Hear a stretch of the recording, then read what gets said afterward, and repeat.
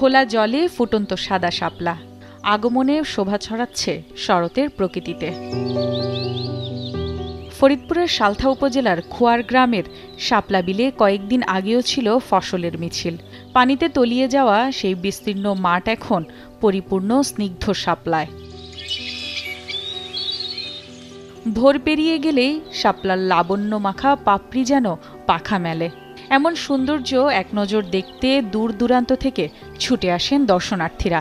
এখানে শাপলা ফুটে প্রতি বছর, খুব সুন্দর লাগে, সুন্দর একটা দৃশ্য।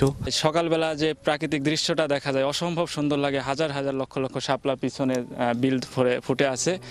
ছোট নৌকায় দর্শনার্থীদের ঘুরিয়ে আনেন স্থানীয়রা। এছাড়া বিলের শাপলা তুলে বিক্রি করে আয় হয় ভালোই।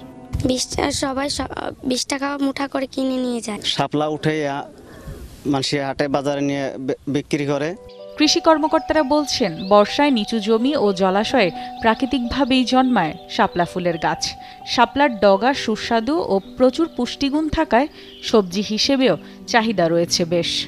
মানুষের জন্য একটা আয়ের অনেক বড় উৎস। এখান থেকে তারা যেমন একটা কোনো ইনভেস্টমেন্ট ছাড়াই বেশ ভালো কিছু টাকা পাচ্ছে, ঠিক তেমনি সবজির জায়গা থেকেও আমরা বেশ একটা বড় সাপোর্ট পাচ্ছি।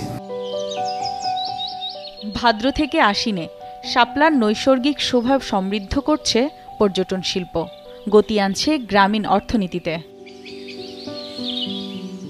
Desk report, channel 24।